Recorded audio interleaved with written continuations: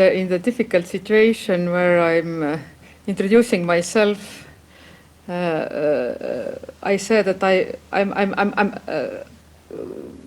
I am actually planning to demolish the buildings because I'm working in the Ministry of Climate in the environmental board of Estonia as a senior cultural heritage specialist dealing with historical vernacular architecture that is under state protection, and it is about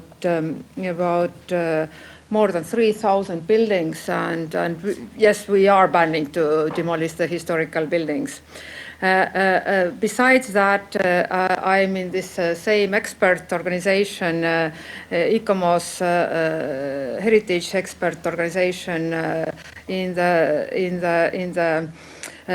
My specific theme is cultural landscapes. But then I'm in the administrative legal commission as well as water heritage and climate action working group and rights-based approaches working group. So and my daily job is to deal with the politics of heritage, and I'm the one who architects come and I say you cannot do that, and you cannot do that, and because there are the overall objective of keeping cultural landscape structure of the villages, historical buildings, and environmentally friendly building traditions actually. And in the politics, I am in the European and world level politics. We have as to the climate change and historical buildings and cultural landscapes and cultures and people.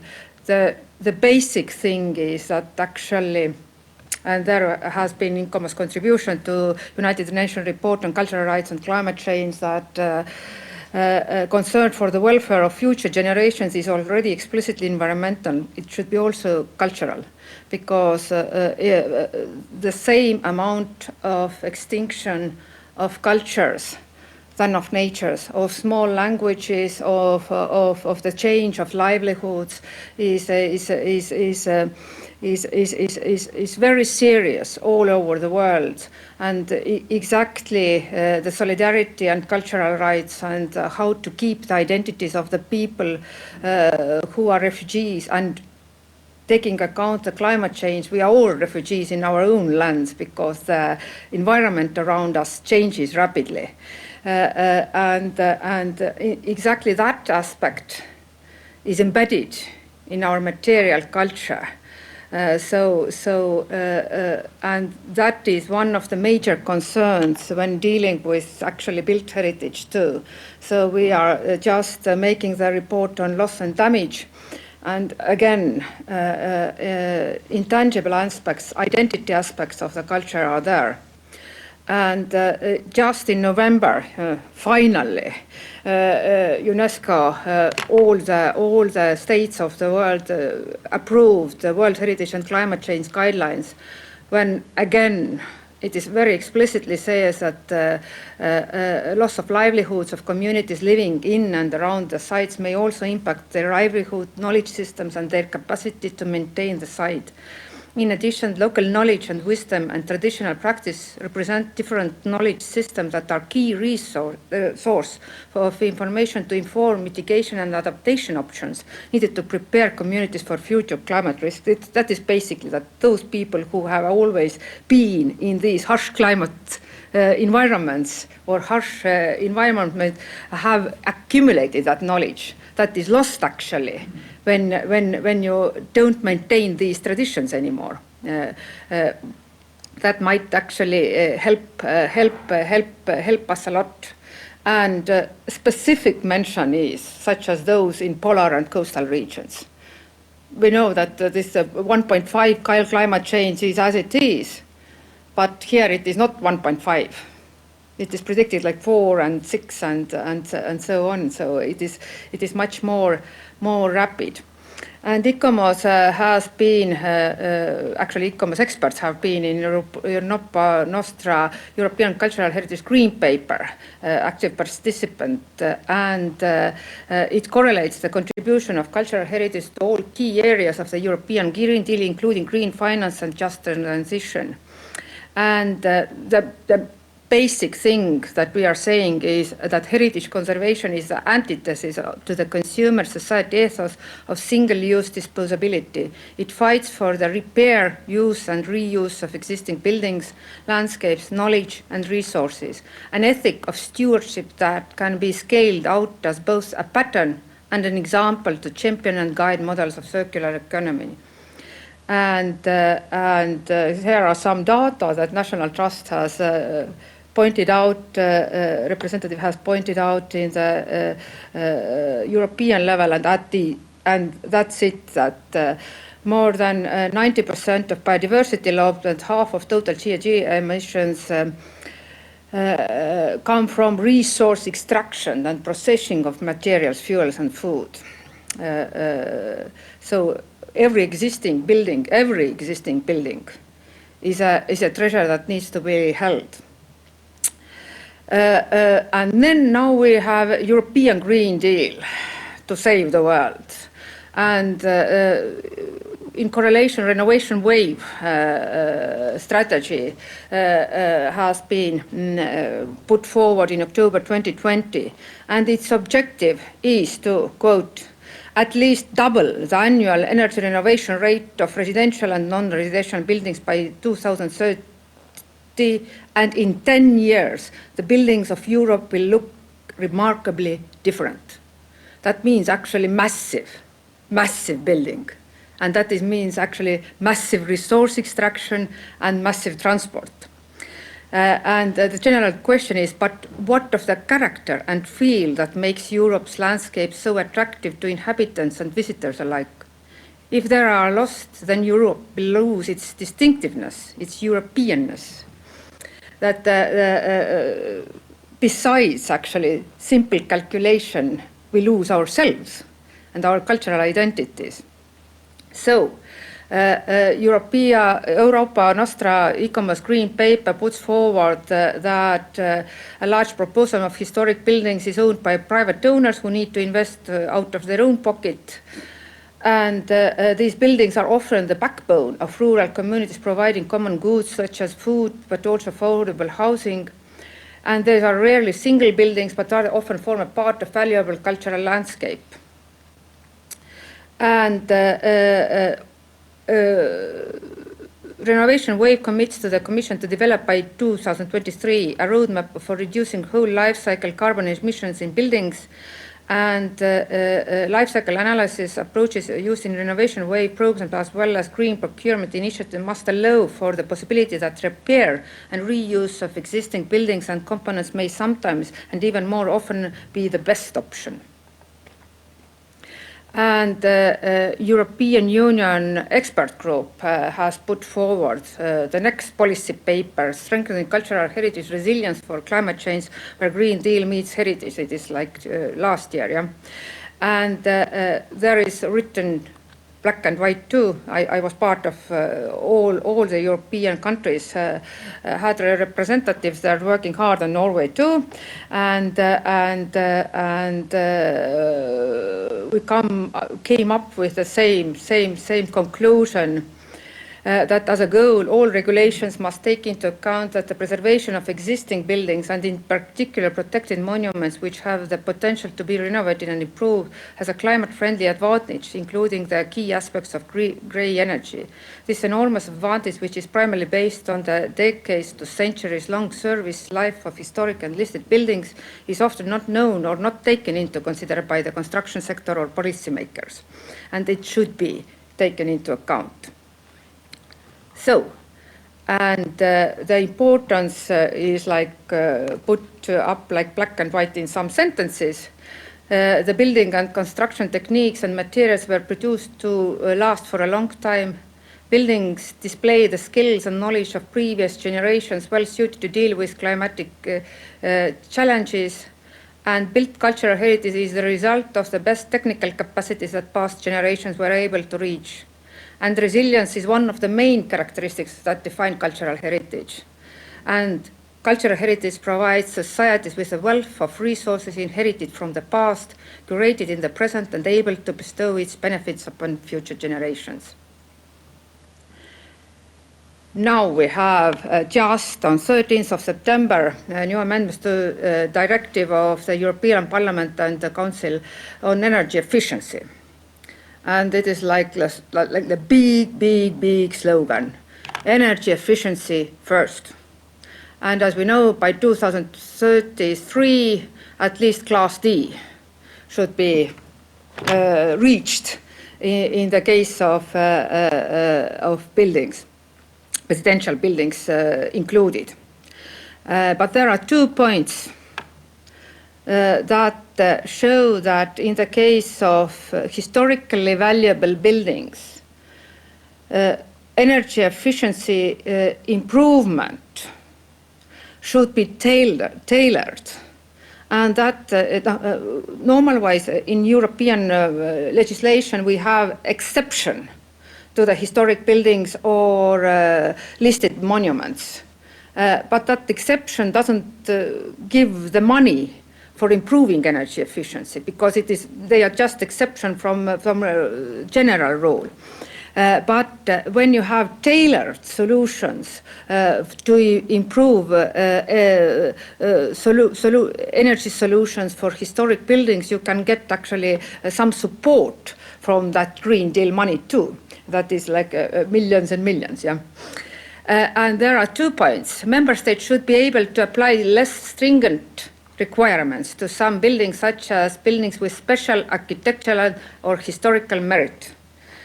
And member states may apply requirements that are less stringent than those laid down in paragraph 1 for the following categories of buildings.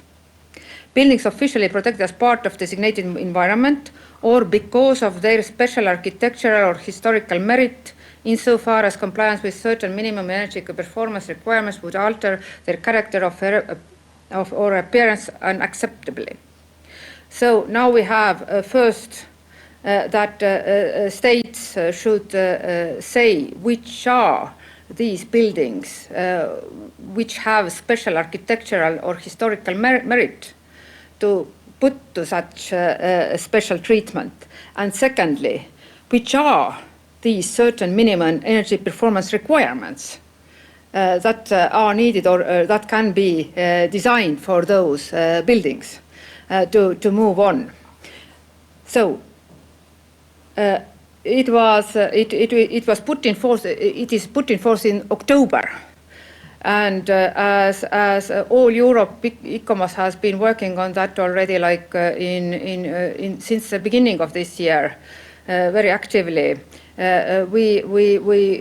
All the states are more or less thinking about that. In Estonia, as we are a very small country, we can have that joint discussion with the ministries, academies, property owners, heritage societies, and these related rights owners and stakeholders. So on 6th of December in Palmsö, where I work there too, we have the think tank on historical buildings in the winds of energy efficiency, where we make certain concrete proposals to the regulations to define both the historical buildings and the measurements. So there are a lot of preparations work has been done already, and we have approximately 100 people in this think tank, but with very concrete solutions on the table already. And what we for example discuss is that the requirements of these energy efficiency requirements in building code are applied with restrictions too. Buildings that are located in a milieu valuable area and respective general or detailed plan on the basis of Planning Act or are defined as historical monuments, are located in a heritage conservation area or belong to the UNESCO World Heritage List under the Heritage Conservation Act, or are located in a national park and are recognized as valuable buildings under Nature Conservation Act, and whose nature or appearance would be changed by energy efficiency meeting the minimum requirements significantly. That is actually that is already defined as historical buildings by several acts: Planning Act, Heritage Act, and Nature Conservation Act. But then what we think about is there any loop of undefined historical heritage, and how we define it in the Building Act, and that is this open area to have this, for example, barn dwellings before 1940 in general that are not mentioned in the regulations now. That is open. And for example, in Lahemaa National Park, where we have made a settlement structure analysis of valuable architectural buildings, the typology of them, and we know approximately, in the case of approximately 10,000 buildings, basically tailor-made all the list of values that they contain. Then we have it in 74 villages and 10,000 buildings, and most of which are vernacular architecture of wood. Then we think of actually how we make these tailor-made solutions for basically 3,100 buildings, of which actual residential buildings are 600 of very valuable residential buildings in one national park alone. So actually it is very detailed analysis on the other side. So how to make these tailor-made solutions? We on November 1st, in October, we made agreement with European finances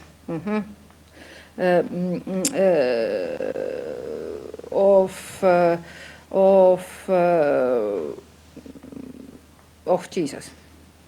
Now I should mention it, that I forgot it. Anyway, we have Life Heritage Home projects, where participants are Ministries of Culture and Climate, Heritage Board and ICOMOS, Tallinn Technical University and Academy of Arts. And the focus of the project is search for solutions to improve energy efficiency in residential buildings under heritage protection or under state protection, or valuable buildings which are not subject to minimum energy efficiency requirements according to the Estonian Building Code that we changed. And the focus is on the challenges of renovating historical buildings under national or local protection. And the goal is to find a way to include these buildings in the renovation marathon in a way that preserves the distinctiveness and values of these buildings while looking for energy savings. And we have some budget for that, but that means tailor-made solutions for certain types. So we are in the beginning of that solution. And secondly, to have a comprehensive renovation service to these buildings. And we are building. This project is standing on the principles and guidance laid out in the European Heritage Green Paper. And best practices tailored for heritage homes, and that means actually holistic solutions. And crucially, the solutions devised within Life Heritage Home are not solely applicable to heritage homeowners in Estonia. They are designed to be replicable in other European countries of the same actually climatic conditions. The project aims to extend its reach to heritage authorities in the Nordic-Baltic region, particularly in cold climates, and engage with the International Council on Monuments and Sound national committees that we are partly doing here too. small brief on the latest developments in the policy of energy efficiency, and although I'm on daily basis looking at historical heritage, monuments, building projects or new building projects, actually policy change is that actually, or policy is that matters. So and Pasi was absolutely right. Exactly these small things that you just cannot demolish the building. These small sentences that can be written in the policies, and that saves the world maybe more than just talking about it. Thank you. That is the piece of the view that when in Norway I see. So thank you.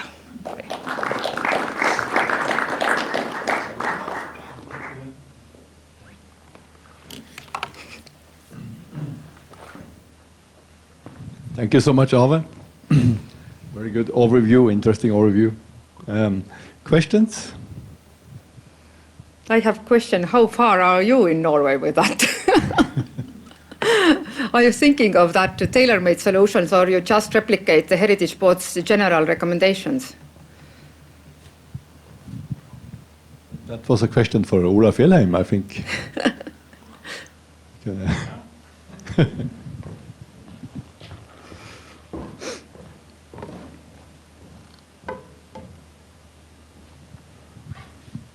I think, as far as I can see, I've come a further distance than we have on making a kind of uniform solution, I think. The Directorate for Climate Heritage, the Directorate for Heritage in Norway, they haven't started working quite in that direction yet. So, but we're trying to, as I was in a way pointing at in my lecture, trying to find tailor-made solutions for each type of building that can fit, and so it's in some way the same kind of strategy, but it's not that well incorporated into the official lawmaking.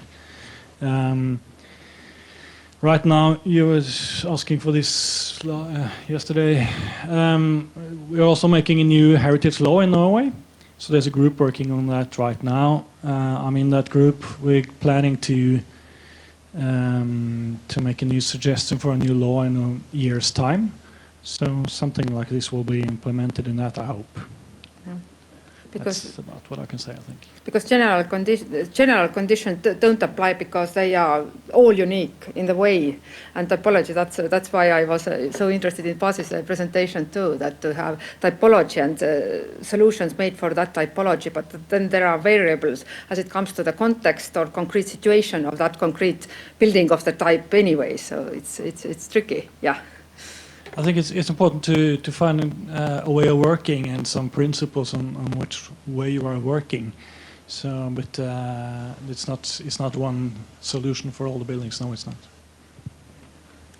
About variables, yeah.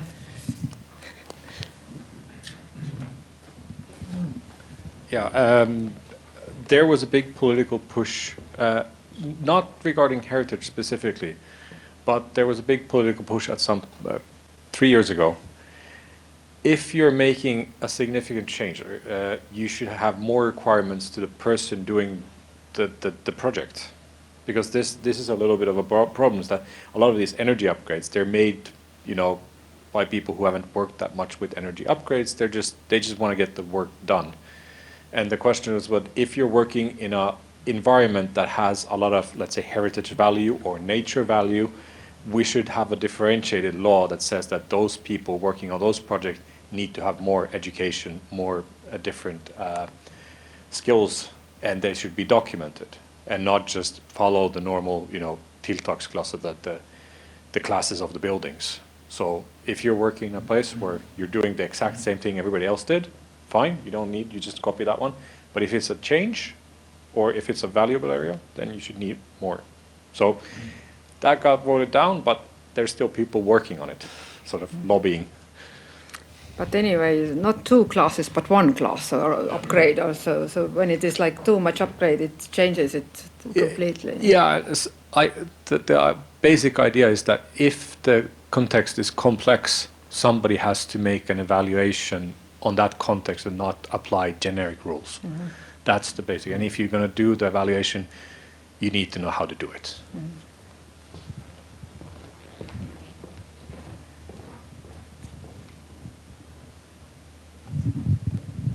I think it's an important aspect here, as I tried to point out in my lecture, is that actually, if you're not considering heritage at all, but just considering the climate solutions, the best solutions is anyways to treat the old buildings in a different way.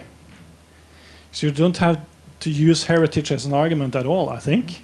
You should just say, okay, all the wooden buildings built before 1950 in Norway and in northern countries, you can treat in a different manner. And that's the best thing to do in a climate perspective and a sustainability perspective. So I think it's important to also have that in mind. You don't have to make an exception just because of the heritage. You need to make an exception because that's the best thing you can do as a climate and environmental issue.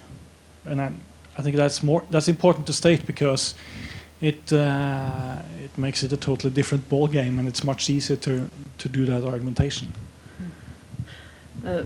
In the case of Estonia, when we are actually going to that building code change, exactly this undefined heritage or this up to 1940 in our case, because after that was occupation period, it is like very clear change in the building habits. And then, but it is exactly this, that actually you don't have to say that all the kind of special measures or money comes for that. You can just make that change in the regulations, but the financing mechanisms are completely other things. So actually, this undefined heritage isn't so it isn't so dangerous to put there in the building code. That's what we're going to discuss on 6th of December further, whether to have this open category there or not in this. No, basically, we may go through exception of these historical buildings because in the European legislation.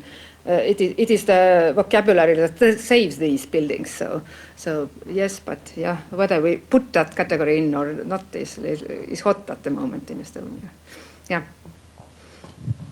Then I will give the floor to Ave Paulus, which will introduce the next speaker. But first, applause for Ave. Thank you so much.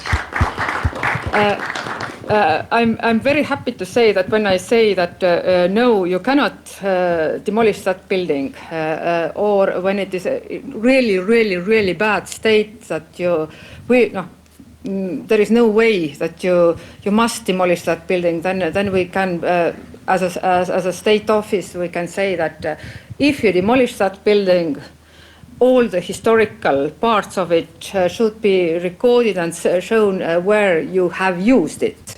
So they should be maintained. They cannot be separately demolished.